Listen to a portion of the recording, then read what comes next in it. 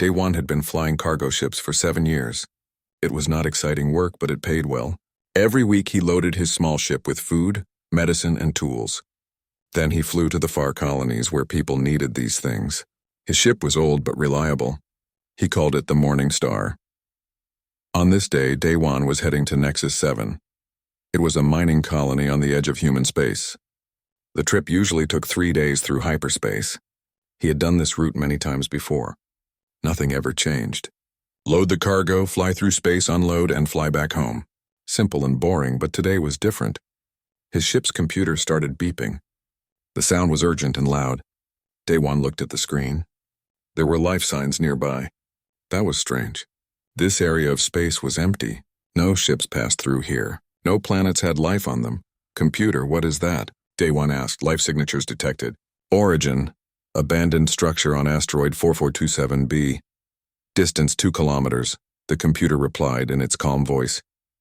Day one knew he should keep flying. His schedule was tight. The people on Nexus 7 were waiting for their supplies. But something made him curious. What kind of life could be on an abandoned asteroid? He changed course. The Morning Star turned toward the asteroid. As he got closer, he could see an old building. It looked like it had been there for many years. The walls were broken. Some parts had fallen down. It was clearly abandoned. Day one put on his spacesuit and grabbed his flashlight. He landed the ship near the entrance. The asteroid had very little gravity. Each step made him float a bit. He had to be careful not to jump too high. The building was dark inside. His flashlight beam cut through the blackness. He saw old equipment covered in dust. Strange symbols were written on the walls. He did not recognize the language. This place belonged to aliens, not humans. He walked deeper into the structure. The life signs were getting stronger. His computer was beeping faster now. Then he entered a large room. His flashlight found something that made him stop breathing. On the floor was a massive creature. It was dead. The body was covered in beautiful scales that shimmered even in the dim light. The scales were deep purple and black. The creature had wings that were folded against its body. Its head was long with sharp teeth visible in its open mouth. This was a Vakthar, an alien dragon. Day one had heard stories about the Vakthar his whole life. They were monsters, killers. They attacked ships and destroyed colonies. The Galactic Council had been hunting them for hundreds of years. Everyone in the galaxy feared them. And here was one lying dead in front of him. But something was wrong. The dragon had wounds all over its body, burn marks from laser weapons, cuts from blades. This creature had been killed by hunters. Day one could see the removed scales where they had harvested the most valuable parts. Then he saw them. Behind the dead dragon, protected by its body, were 3 eggs. They were not normal eggs. These were made of some kind of crystal. They glowed with a soft light. The light was fading, getting weaker. Computer, scan these eggs, Day one said into his radio. Scanning. Results, Vakthar eggs. Life signs critical. The embryos inside are dying. Estimated time until death 6 hours, the computer answered. Day one looked at the eggs. Then at the dead mother. She had hidden her babies behind her body. Even as she died, she tried to protect them. The hunters had killed her and left. They did not care about the eggs. Maybe they did not even see them. He should leave. That was the smart thing to do. Vakthar were dangerous. Everyone knew that. If he took these eggs, he would be in trouble. Big trouble. The Galactic Council would arrest him. They might even execute him for protecting these creatures. But as he looked at the dying eggs, he thought about the mother. She had fought so hard, died trying to save her children, and the hunters had killed her just for her scales, just for money. Warning, taking Vakthar eggs is illegal under Galactic Law 4472. Punishment is imprisonment or death, his computer said. I know, Day one replied. He carefully picked up the first egg. It was warm in his hands. Heavier than it looked, the light inside pulsed softly. Like a heartbeat, he carried all 3 eggs back to his ship. He made a nest for them in the cargo bay using blankets and heating units. The eggs needed warmth to survive. He adjusted the temperature until the computer said it was right. As his ship lifted off from the asteroid, Day one looked back at the building. The dead dragon mother was still there in the darkness, alone. He felt sad for her. But at least her babies would live. He would make sure of that. Setting course for Nexus 7, the computer announced. Wait, Day One said. New course. Take us to the research station on Kepler 9. We need help. That will add 2 days to the journey, the computer warned. I know, but I need to talk to Ji-hee. She studies alien life. She might know how to keep these eggs healthy. The Morning Star jumped into hyperspace. Day One sat in the cargo bay watching the eggs. Their light was already getting brighter. Maybe because they were warm now. Maybe because they knew someone was trying to save them. He did not know what would happen next. He did not know if he could keep these creatures safe. He did not even know if they would be dangerous when they hatched. But he knew one thing for certain. He could not leave them to die. Not after seeing how hard their mother fought for them. Day One reached out and touched one of the eggs gently. It was smooth and warm. The light inside pulsed faster, almost like it was responding to his touch. For just a moment he felt something strange, a feeling in his mind, not words, just a feeling, gratitude, hope. He pulled his hand back quickly. That was impossible. These were just animals, monsters according to the council. They could not think or feel, but that moment had felt so real.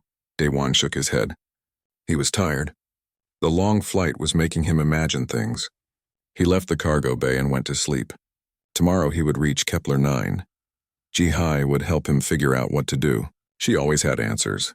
Behind him in the cargo bay, the 3 eggs continued to glow. Their light grew steadily brighter through the night.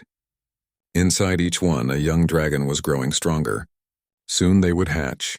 Soon everything would change. The eggs started shaking on the 2nd day of the journey. Day One was sleeping when his computer woke him up with loud alarms. He ran to the cargo bay in his sleeping clothes. His heart was beating fast. The 3 crystal eggs were moving, rocking back and forth in their nest. Cracks appeared on the surface. Bright light shined through the cracks. It was so bright that Day One had to cover his eyes for a moment. He watched as the first egg split open. A small head pushed through. It had tiny horns and scales that looked like metal. The scales changed colors as the creature moved. Purple, then blue, then silver, like stars twinkling in the night. The baby dragon climbed out of its egg. It was small, about the size of a cat. Its wings were folded against its body. The wings were thin, almost see-through. The dragon looked around with bright eyes. Then it looked directly at Day One. Day One held very still. His hands were shaking. This was a Vakthar, a killer. Everyone knew they were dangerous. Even the babies. He should be afraid. He should run, but he did not move. The baby dragon made a sound. It was not a roar. It was soft, like a bird chirping. The dragon walked toward him on wobbly legs. It was still learning how to walk. When it reached Day One's feet, it sat down and looked up at him. Then it rubbed its head against his leg. Just like a pet would do. Day One slowly reached down. He touched the dragon's head. The scales were warm and smooth. The dragon closed its eyes and made a happy sound. It was purring. The 2nd egg cracked open. This dragon had sky-blue scales. They were lighter than the first dragon's scales. This one was also small and harmless-looking. It climbed out and immediately flew toward Day One. Its wings worked better than the first dragon's wings. The blue dragon landed on Day One's shoulder. It wrapped its tail around his neck gently. Then it nuzzled against his cheek. Day One laughed. He could not help it. These creatures were not scary at all. They were adorable. The 3rd egg hatched last. This dragon had gray scales with white patterns. The patterns looked like clouds in a storm. This one was the smallest. It stayed in the broken egg for a moment, looking scared. It made small, worried sounds. Day One carefully picked up the gray dragon. It fit in his hands. It was shaking. "It's okay," he said softly. "You're safe now." The dragon stopped shaking. It looked at him with trust in its eyes. He sat down on the floor with all 3 dragons. They climbed all over him, playing, exploring, making happy sounds. Day One smiled. He gave them names. The starlight one he called Beol. The sky blue one was Hanul. The storm gray one became Barum. The Morning Star arrived at Kepler 9 the next morning. Day One put the dragons in a container with air holes. He needed to keep them hidden. If anyone saw them, there would be trouble. He landed at the research station and went to find Ji-hee. Ji-hee was working in her laboratory. She was a scientist who studied alien animals. She was smart and curious about everything. When she saw Day One, she smiled. "You're 2 days late." The people on Nexus 7 are angry with you. I know, but I found something important. I need your help, Dewan said. He looked around to make sure they were alone. Then he opened the container. The 3 dragons climbed out. They explored Jihai's laboratory with excitement. Biel found a plant and sniffed it. Hanel flew up to look at the ceiling. Barum stayed close to Daewon's feet. Jihi's mouth fell open. She stared at the dragons. Then at Daewon. Then back at the dragons. Those are Vakthar, she whispered. Are you insane? Do you know what you've done? I saved them. Their mother was killed by hunters. They would have died, Daewon explained. He picked up Barum, who was trying to climb his leg. Look at them, Jihai. Do they look dangerous? Jihai watched as Hanul flew over and landed on her desk. The dragon looked at her with curious eyes. It tilted its head like it was asking a question. Slowly, Jihi reached out her hand. Hanul sniffed her fingers. Then it licked them with a small tongue. This doesn't make sense, Jihai said. Vakthar are supposed to attack anything that moves. They're mindless killers. That's what all the research says. That's what the Galactic Council teaches everyone. Maybe the research is wrong, Daewon suggested. Maybe we don't know the truth about them. Jihai spent the whole day studying the dragons. She ran tests. She watched how they behaved. She measured their brain activity. The results shocked her. Daewon, these creatures are incredibly smart.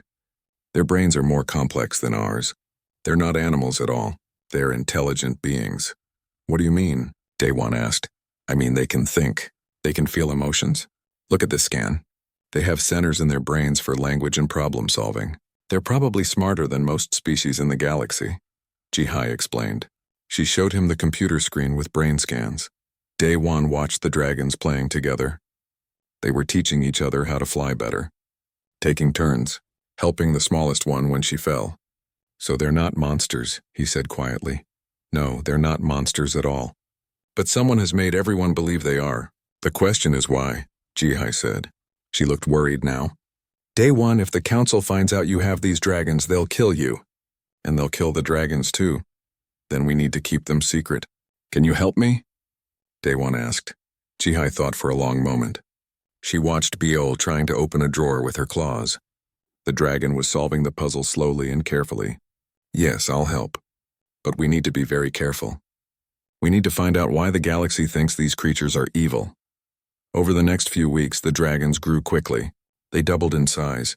They learned to fly properly. They could breathe small bursts of fire, but they never hurt anyone. They were gentle and playful. They loved Daewon like he was their father. Daewon started to notice something strange. Sometimes he knew what the dragons wanted before they showed him. He would think about food, and they would get excited. He would feel worried, and they would come to comfort him. It was like they were connected somehow. One night he was sleeping in his ship. The dragons slept in the cargo bay on their nest. Suddenly, Daewon woke up. He felt panic, fear, but it was not his fear. It was coming from somewhere else. From the dragons, he ran to the cargo bay. All 3 dragons were having bad dreams. They were crying and shaking. Daewon sat with them and held them close. It's okay. You're safe. I'm here, he whispered. As he comforted them, something incredible happened. He saw images in his mind, not his own memories. These were the dragons' memories. He saw their mother fighting hunters, protecting her eggs, dying to save them. He felt her love for her babies, her desperate hope that someone would find them. Tears ran down Daewon's face. He understood now. The dragons were sharing their memories with him. They were telling him their story. And there was more. He saw other things. Memories from long ago, Vakthar living in cities, building beautiful things, singing to the stars. They had a civilization, a culture. They were not monsters. They were people.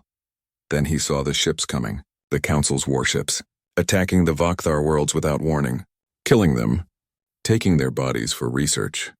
For technology, the Vakthar had tried to surrender, tried to talk, but the Council did not listen. They just kept killing. The images faded. Daewon sat in shock. The truth was horrible. The galaxy had been lied to. The Vakthar were not the monsters. The Galactic Council was. They had committed genocide, and they had made everyone believe it was right. The dragons looked at him with sad eyes. They knew he understood now. Daewon hugged all 3 of them. I won't let anyone hurt you, he promised. Never, You're my family now." The dragons purred and pressed close to him. For the first time since their mother died, they felt truly safe. 3 months had passed since the dragons hatched. They were no longer small babies. Bjornhunnel and Burham were now the size of large dogs. Their powers were growing stronger every day. They could fly faster than any ship. They could heat metal with their breath until it glowed red. They could even communicate with each other across long distances using their minds. But the most amazing thing was the bond they shared with Day One. It had grown deeper. Now he could hear their thoughts clearly, not in words but in feelings and images. They understood him the same way. It was like having 3 parts of his own mind living outside his body. Day One had moved to Nexus 7 permanently. The mining colony was small and far from the main shipping routes. It was a good place to hide. HFY came to visit often. She was still studying the dragons, learning new things about them every day. One morning, Biol woke Day One with urgent thoughts. Danger, ships coming. Bad people. Day One jumped out of bed and ran to his computer. He checked the sensors. 3 ships were approaching the colony. Military ships. Galactic Council enforcers. His heart sank. Someone had reported him. Maybe someone had seen the dragons flying at night. Maybe the Council had tracked his ship from when he visited the abandoned asteroid. It did not matter how they found out. What mattered was that they were here. Day One told the dragons to hide in the caves near the colony. They did not want to leave him. They sent him feelings of worry and fear, but he insisted. "Go, stay hidden. I'll handle this," he told them through their mental link. The 3 dragons flew away reluctantly. Day One watched them disappear into the mountains. Then he went to meet the enforcers. The whole colony gathered in the main square. Everyone was nervous. Council ships never came here unless there was trouble. The lead enforcer was a tall alien with gray skin and 4 arms. His name was Commander Vex. He wore black armor with the Council symbol on his chest. Behind him stood 20 soldiers, all carrying weapons. "We are looking for Day One, a human cargo pilot," Commander Vex announced. His voice was cold and mechanical. "I'm Day One," he said, stepping forward. His hands were shaking, but he tried to look calm. "You are accused of stealing Vokthar eggs from a protected research site. This is a serious crime." "Where are the creatures?" the commander demanded. "I didn't steal anything. I found 3 dying eggs and saved them. Their mother had been killed by hunters," Day One explained. The colonists around him murmured in surprise. They had not known about the dragons. That mother was a dangerous predator. She was eliminated according to Council law. The eggs should have been destroyed as well.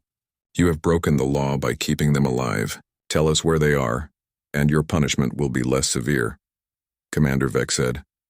"No," Day One said simply. The commander's expression did not change, but his soldiers raised their weapons.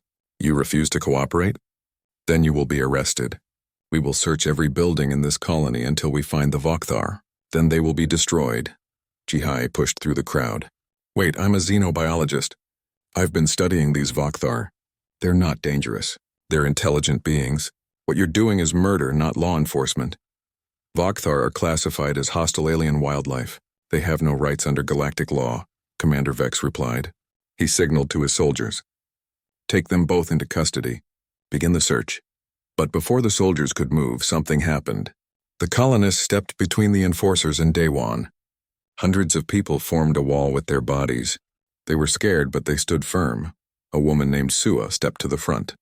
She was the colony's security commander. "These are our people. You can't just arrest them without proof of a crime.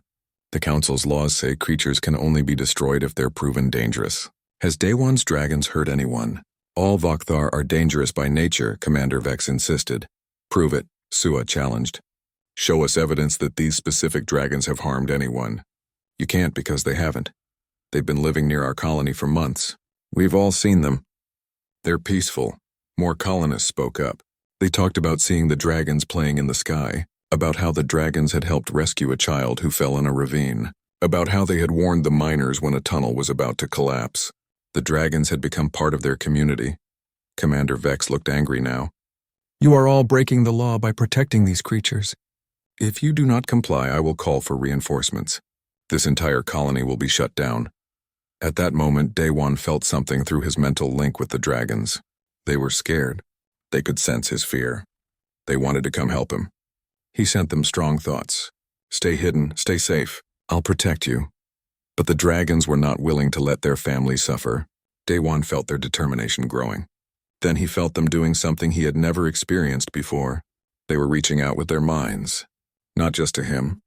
To everyone. Suddenly everyone in the square gasped. The colonists. The soldiers. Even Commander Vex, they all heard the same thing in their minds. Not words. Emotions. Memories. The dragons were sharing their story with everyone at once. People saw the Vakthar civilization as it had been. Beautiful crystal cities floating in the sky. Dragons singing together in harmony. Families raising their young with love and care. Art and music and science. A culture thousands of years old. Then they saw the attack. Council warships appearing without warning. Firing on unarmed cities. Dragons trying to surrender, trying to communicate, but being killed anyway. Children crying for their parents. Elders trying to protect the young. Entire families dying together. They saw the hunters coming afterward. Taking the bodies. Harvesting scales and bones and organs. Selling them for profit. The council scientists studying the remains. Using Vakthar biology to create weapons. Building their empire on genocide. The vision ended. Everyone stood in shocked silence. Some people were crying. Even some of the soldiers looked disturbed. They had all believed the lies. They had thought the Vakthar were monsters. But the truth was so much worse. Commander Vex was the first to speak. His voice was shaking. What was that? Some kind of trick? Vakthar propaganda? That was the truth, Jihai said quietly. The truth the council has been hiding for centuries. The Vakthar were never our enemies. We were theirs. One of the soldiers dropped his weapon. Then another. They looked at their commander with doubt in their eyes. They had signed up to protect the galaxy from monsters. Not to hunt innocent people. Not to cover up genocide. This changes nothing, Commander Vex said, but his voice was less certain now. I have my orders. The Vakthar must be eliminated. That is the law. Then your law is wrong, Daewon said. He felt the dragons getting closer. They were flying back. He tried to stop them, but they would not listen. They were done hiding. They're coming. You'll see them for yourself. Then you can decide if they're really monsters. 3 shapes appeared in the sky, growing larger, coming fast. The soldiers raised their weapons again, but when the dragons landed, they did not attack. Baal, Hanil, and Barum walked calmly to Daewon's side. They sat down. They looked at the enforcers with intelligent, sad eyes. The dragons were magnificent. Their scales shined in the sunlight. Their wings were folded gracefully. They looked powerful and dangerous, but their behavior was gentle, peaceful. They were showing everyone that they chose not to fight, even though they could. Commander Vex stared at them. His 4 hands were clenched into fists. Daewon could see the conflict on his face. He knew the commander had seen the truth in the vision. He knew the man was questioning everything he believed. But orders were orders. Duty was duty. I need to contact my superiors, the commander finally said. This situation requires guidance from the council. He turned to his soldiers. No one moves until I return. Then he walked back to his ship alone. The square remained silent. Everyone waited to see what would happen next. Commander Vex returned after 2 hours. His face was grim. Behind him, his soldiers looked uncomfortable. Some were whispering to each other. The situation had changed. Everyone could feel it.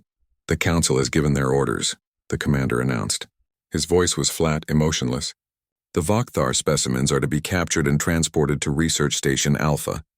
They will be studied to determine how they can project false memories into people's minds. This ability makes them even more dangerous than we thought. False memories? Jihai shouted. Is that what they're calling it? The council is lying again. Those were real memories. Real history that you've been hiding. I have my orders, Commander Vex repeated. But Daewon noticed something in his voice. Doubt. The commander did not believe his own words. He had seen the truth in the dragon's memories. But he was a soldier. Soldiers followed orders. Sua stepped forward again. We won't let you take them. This colony stands with Daewon and his dragons. The other colonists nodded. They moved closer together, forming a tighter wall around Daewon and the dragons.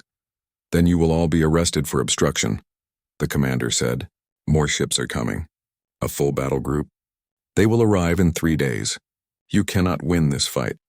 We don't need to win, Daewon said. We just need to show the galaxy the truth. Let people decide for themselves. He looked at Jihe. Can you record what happened today? The dragons sharing their memories? I already did, Jihe said, holding up a recording device. And I'm sending it to every news network in the galaxy right now. Let's see the council try to hide this. Commander Vex's eyes went wide. You can't do that. You're making this worse for everyone. The council will respond with force. Good, Sua said. Let them show their true nature to everyone. We're not the ones who should be afraid. The next 3 days were chaotic. The recording spread across the galaxy faster than anyone expected. Billions of people watched the dragons' memories. They saw the truth about what had happened to the Vokthar. The reaction was explosive. Some people refused to believe it. They said it was propaganda, fake news. But others questioned everything. If the council had lied about the Vokthar, what else were they lying about? Protests broke out on hundreds of worlds. People demanded answers. On Nexus 7, preparations were being made. The colonists knew the council warships would attack. They built defenses. They dug shelters. An engineer named Taemin worked day and night to upgrade the colony's shields, but everyone knew it would not be enough. When the battle group arrived, they would be overwhelmed in minutes. Daewon sat with his dragons on the night before the ships were due to arrive. Biol, Hanel, and Baram were fully grown now. They were enormous and powerful. They could fight if they needed to. But Daewon did not want that. You should leave, he told them through their mental link. Fly far away. Find somewhere safe. You don't have to stay here and die with us. The dragons sent back feelings of refusal, love, loyalty, family. They would never abandon him. They would rather die fighting beside him than live without him. Daewon hugged each of them, tears running down his face. Then we fight together, he said. But we do it smart. No killing if we can help it. We show them that you're better than they are. We prove you're not monsters. The dragons agreed. They understood what he meant. Violence would only prove the council right. They needed to win without becoming the monsters the galaxy believed they were. That night, something unexpected happened. Ships started arriving at Nexus 7, not council ships. Other ships. Small vessels from independent colonies. Transport ships from mining operations. Even a few military ships that had deserted their posts. They came to help. People from all over the galaxy had seen the recording. They believed the truth, and they were willing to fight for it. The colony's small landing area filled up quickly. People camped in the streets. They brought weapons, supplies, and hope. A woman arrived on one of the ships. She was old with gray hair and wise eyes. She introduced herself to Daewon. My name is Hyojin. I'm a historian. I've spent 50 years studying the Vokthar. I always knew there was something wrong with the official story.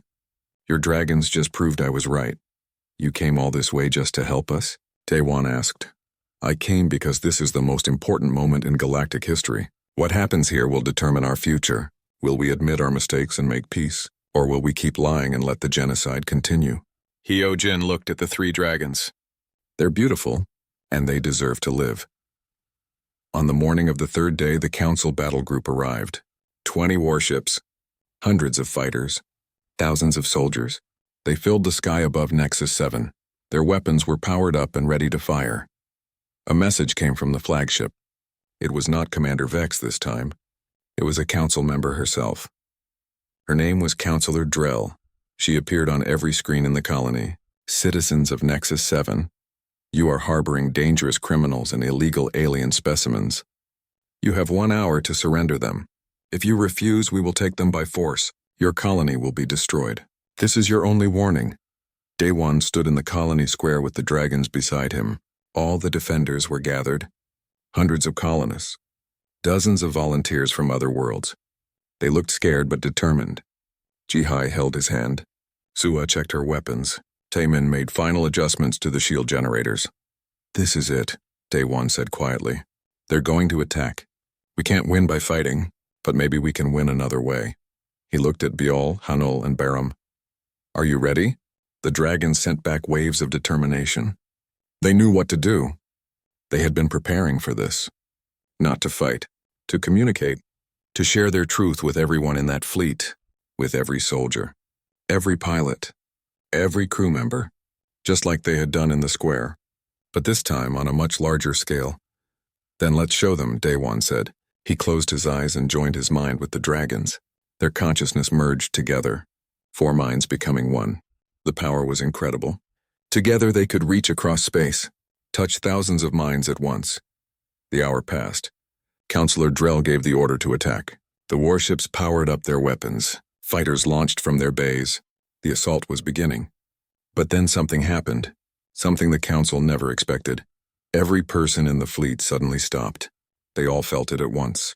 A presence in their minds, not attacking, not controlling, just sharing the truth about the Vakthar, the beauty of their civilization, the horror of their genocide, the love they felt for their families, the hope they had for peace, and most importantly, the dragons showed them Daewon, a simple cargo pilot who had risked everything to save 3 helpless babies, who had loved them, raised them, taught them to be better than their enemies.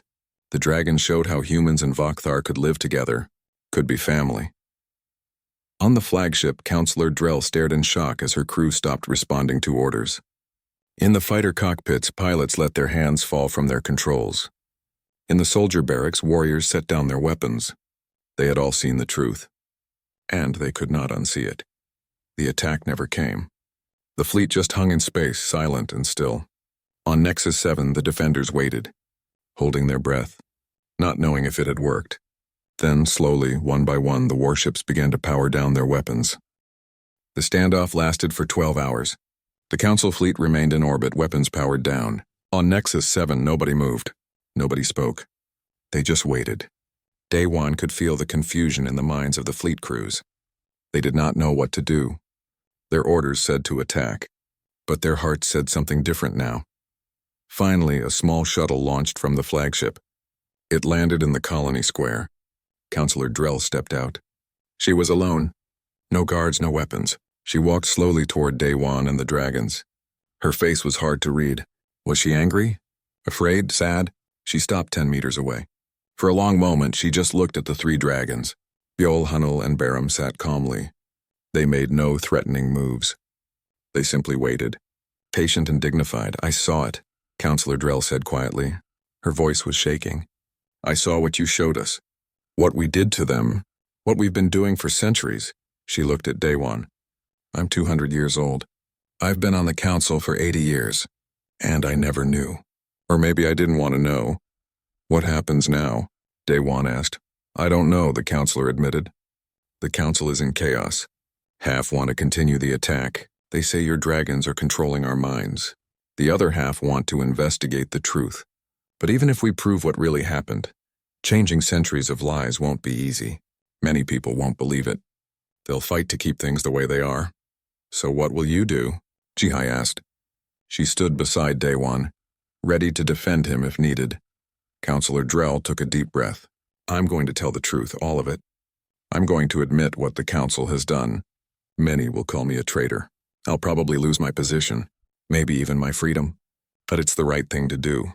She looked at the dragons again. Can they understand me? They understand everything, Daewon said. They're smarter than most people realize. The Counselor walked closer. She knelt down in front of Bjol, the largest of the 3 dragons. I'm sorry, she said. Tears ran down her face. I'm so sorry for what we did to your people. For the lies. For the killing. I can't undo it. But I promise I'll spend the rest of my life trying to make it right. Bjol leaned forward and touched her head gently to the Counselor's forehead. A moment of connection, of forgiveness. When Bjol pulled back, Counselor Drell was sobbing. Thank you, she whispered. Over the next few weeks, everything changed. Counselor Drell kept her promise. She testified before the full council. She showed them proof of the genocide, historical records that had been hidden, scientific reports that had been falsified, testimony from old soldiers who had witnessed the attacks. The galaxy exploded with controversy. Some species demanded justice. Others denied the evidence. Fighting broke out on several worlds. The council split into factions. Some members resigned. Others were arrested for war crimes. It was messy and painful, but it was necessary. Through it all, Nexus 7 became a symbol, the place where humans and Vakthar lived together in peace. News crews came from across the galaxy to film the dragons, to interview Daewon and the colonists, to see proof that coexistence was possible. Bjol, Hunnul, and Barum became famous. But they handled it with grace. They let people watch them. They shared their memories with those who were willing to listen. Slowly, minds began to change. People saw that the dragons were not monsters. They were people. Different from humans, but still people. 6 months after the standoff, something incredible happened. The dragons found others. Using their telepathic abilities, they reached out across the galaxy, and they received answers. There were other Vakthar out there. Survivors who had been hiding for generations, afraid to reveal themselves, afraid they would be hunted down and killed. One by one, they came out of hiding. Old dragons who remembered their civilization before the war. Young ones who had only heard stories. They came to Nexus 7. They wanted to meet the dragons who had changed everything. They wanted to meet the human who had saved them. Daewon stood in the landing area as the first group arrived. 20 dragons of different sizes and colors. They were cautious, nervous. They had spent so long hiding. But when they saw Biol, Hanul, and Baram, they rushed forward with joy. Crying, singing, celebrating. They were not alone anymore. An ancient dragon approached Daewon. Her scales were silver with age. Her eyes held centuries of wisdom and pain. She bowed her head to him. "You saved us," she said. Her voice in his mind was clear and beautiful. "Not just these 3 young ones. All of us. You gave us hope when we had none. You proved that not all people in this galaxy are cruel." "I just did what was right," Daewon said. He felt overwhelmed. He was just a cargo pilot. He had never meant to start a revolution. He had just wanted to save 3 babies from dying. "That's what makes you special," the old dragon said. "You saw creatures that everyone called monsters. But you looked past the lies. You saw the truth. You saw us as we really are, and you chose compassion over fear. That took more courage than any warrior has ever shown." As more Vakthar returned from hiding, Nexus 7 grew. The colony expanded to accommodate both humans and dragons. They worked together, built together, learned from each other. The dragons taught humans about their ancient knowledge of the universe. Humans taught dragons about new technologies and ideas. HFY established the first school where both species could learn together. Children played with young dragons. They grew up as friends, not enemies. Taemin worked with dragon engineers to create new inventions that combined both their technologies. Sua trained a security force of humans and dragons working as partners. The Galactic Council was reformed. Many of the old members were removed. New representatives were chosen, and for the first time in history, Vakthar were given seats on the council. They would have a voice. They would help shape the future of the galaxy. Counselor Drell became the ambassador between humans and Vakthar. She spent her days working to heal the wounds of the past. It was hard work. Many people still hated the dragons. Many dragons still feared other species. But progress was being made, slowly, one step at a time. 1 year after the rescue, Daewon sat on a hill overlooking the colony. The sun was setting, painting the sky in beautiful colors. Biol, Hanul, and Baram lay beside him. They were fully mature now, magnificent and powerful. But to him, they would always be his children. "Do you ever regret it?" HFY asked, sitting down next to him. "Taking those eggs. Your life would be so much simpler if you had just kept flying that day." Daewon smiled. He reached out and touched Biol's scales. She purred happily. "Never, not for a second. They're my family, and because of them, the galaxy is changing, getting better. That's worth any price." Below them, the colony was alive with activity. Humans and dragons working side by side. Children laughing and playing together. Ships coming and going, bringing more people who wanted to be part of this new world. It was not perfect. There were still problems, still challenges, but it was hope. Hanul stood and stretched his wings. He looked at Daewon with love in his eyes. Then he sent a thought through their mental link. "Thank you, Father, for giving us life, for teaching us peace, for showing us that love is stronger than hate." Baram and Biol added their own thoughts. "Thank you for seeing past the lies, for choosing us, for never giving up. We will carry your lesson forward. We will teach our children, and their children. Peace is possible. Love is possible. Because you proved it." Daewon felt tears on his face, but they were happy tears. He had never expected any of this. He had just been a simple cargo pilot trying to do the right thing. But sometimes the smallest acts of kindness can change everything. Sometimes saving 3 helpless babies can save an entire species, can change a galaxy. As the stars began to appear in the darkening sky, the three dragons took flight. They soared above the colony, their scales shimmering in the starlight. They sang together, a beautiful harmony that echoed across the landscape. It was the ancient song of their people, a song of hope, a song of peace, a song of new beginnings, and far away on worlds across the galaxy other Vakthar heard the song. They emerged from their hiding places. They looked up at the stars with hope for the first time in centuries. The long nightmare was ending. A new dawn was coming, all because one human had refused to let 3 babies die, all because compassion had proven stronger than fear. Humanity had earned its place among the stars not through conquest or power, but through the simple act of caring for the helpless. That was the real strength that would carry them forward into a brighter future.